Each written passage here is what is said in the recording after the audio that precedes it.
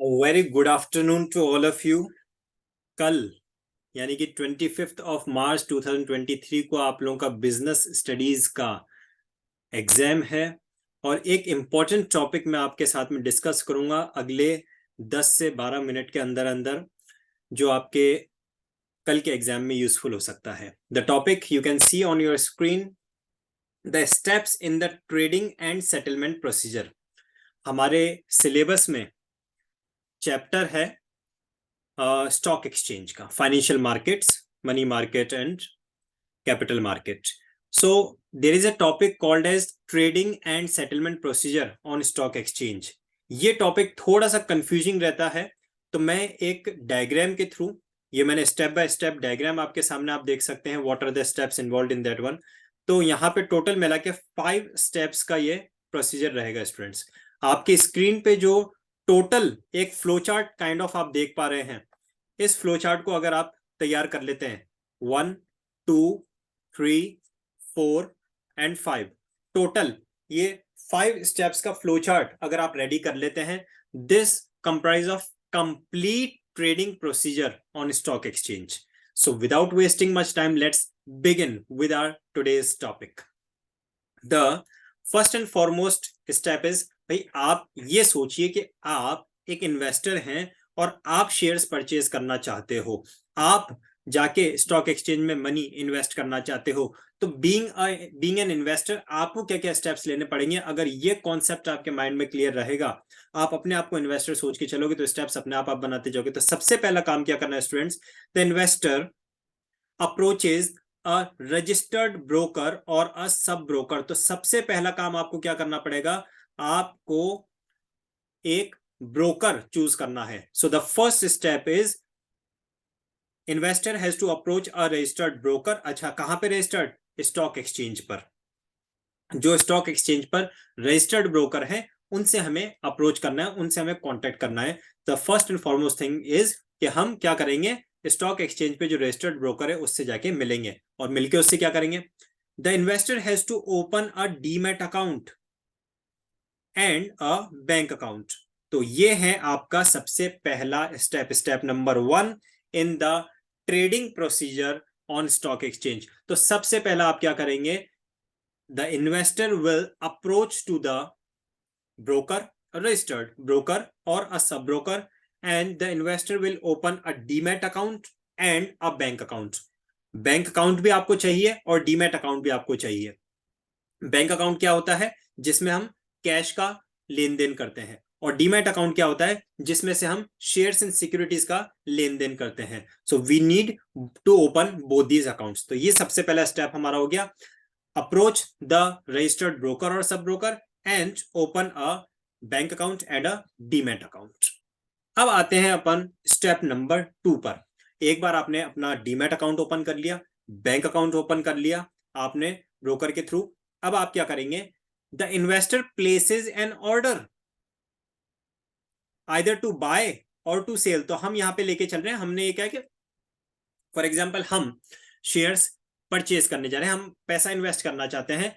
तो हालांकि दोनों काम होते हैं स्टॉक एक्सचेंज पे, you can buy the shares, you can sell the shares, दोनों काम होते हैं। लेकिन हम यहाँ पे एक अज्यूम लेके चल रहे हैं जिससे कि आगे का आपको प्रोसीजर माइंड में क्लियर होते जाए कि हम तो पैसा इन्वेस्ट करने गए, हम शेयर्स खरीदने गए। So the investor will place N order.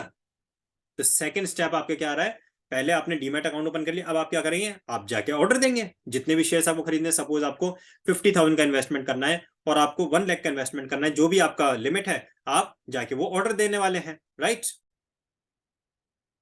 जैसे ही आप ऑर्डर देंगे, the broker will issue a order confirmation slip. Who will issue an order confirmation slip? The broker. अच्छा, आपने ऑर्डर किसको दिया है?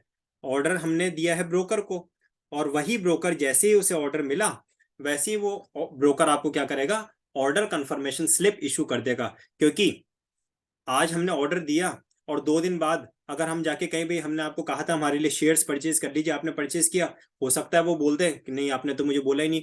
सो as soon as we will give order, he will issue an order confirmation slip to us. ये हो गया हमारा step number 2।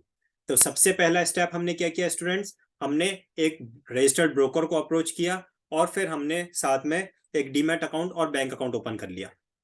Second step क्या किया हमने, we had placed an order to buy or sell the shares and securities with the broker. Obviously the order has been made with the broker, placed with the broker. और जैसे ही आपने order दिया, the broker will issue an order confirmation slip to you, to the investor. हो गया। Next आप क्या करेंगे, देखिए अब काम आता है ब्रोकर का। ब्रोकर को आपने ऑर्डर दिया ना, आपने ऑर्डर प्लेस किया और ब्रोकर के साथ में, the broker executes the order. Broker क्या करेगा, आपको ऑर्डर एग्जीक्यूट करेगा। अगर आपने उसको शेयर्स बाय करने के लिए कहा है तो he will buy the shares, अगर आपने उसको शेयर सेल करने के लिए कहा he will sell the shares. So the broker will execute the order. The broker issues a trade confirmation slip to the investor. सबसे पहला जैसे ही आपने ब्रोकर को ऑर्डर दिया तो ब्रोकर ने आपको क्या इशू किया था, ब्रोकर ने इशू किया था ऑर्डर कंफर्मेशन स्लिप।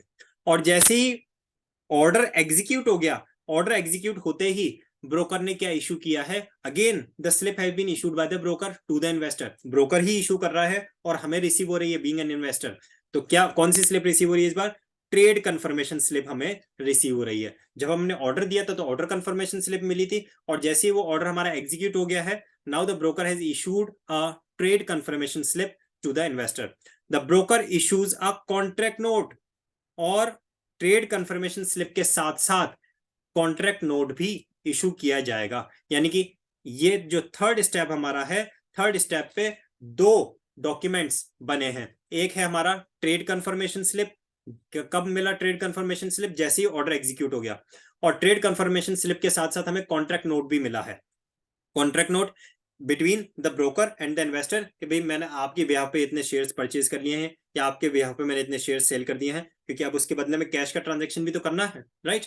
तो सबसे पहले हमने क्या किया, हमने सबसे पहले एक रजिस्टर्ड ब्रोकर को अप्रोच किया, then bank account and demat account open कर लिया, place the order with the broker and the broker will issue the order confirmation slip.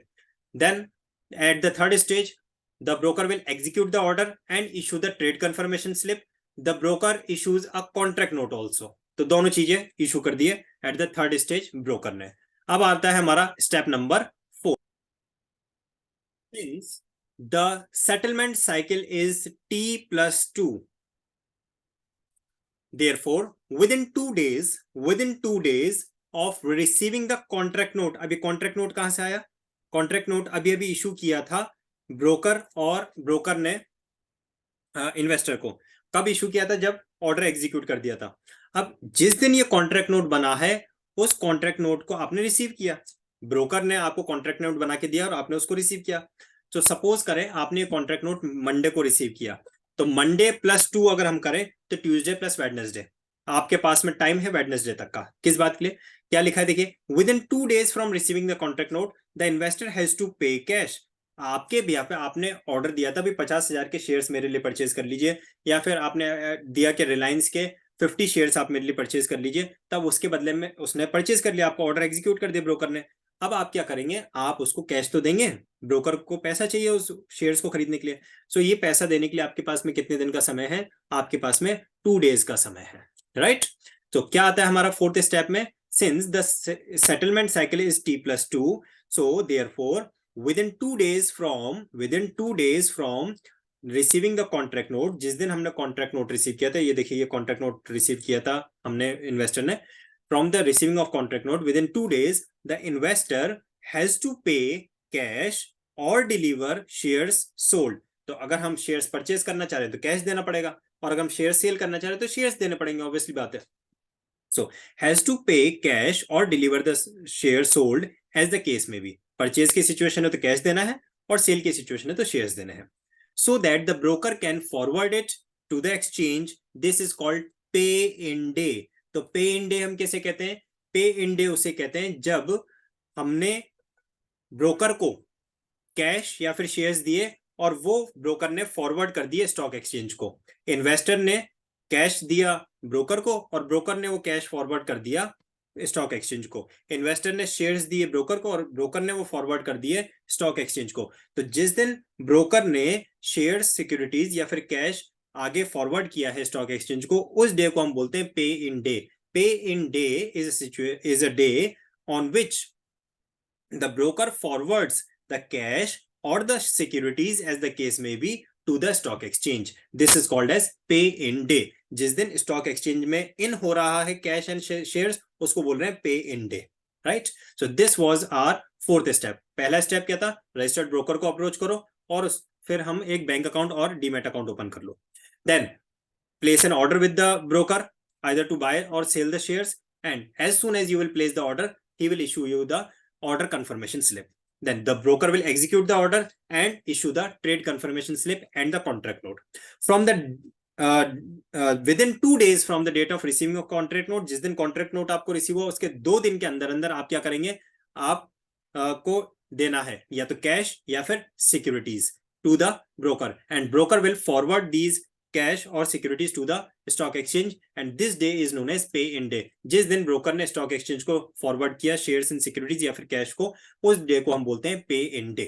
अब आते हैं अपने लास्ट स्टेप पे, that is on the T+2 day. तो मैंने अभी आपको बताया था, सपोज आपको कॉन्ट्रैक्ट नोट रिसीव हुआ है मंडे को, तो मंडे +2 होता है वेडनेसडे. ट्यूसडे एंड वेडनेसडे 2 हो गया, तो आपके पास में ट्यूसडे तक का टाइम था, तो सॉरी वेडनेसडे तक का टाइम था. तो on the T+2 day cash will be paid और shares will be delivered as the case may be by the exchange to the other broker.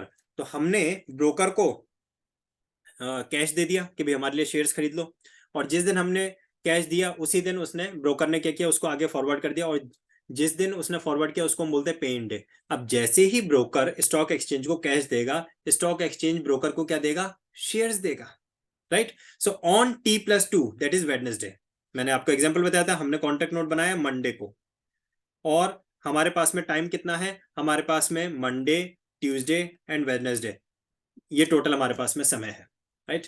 Now on T+2 day यानी कि Wednesday को, on this day the cash will be paid to the stock exchange to the other broker.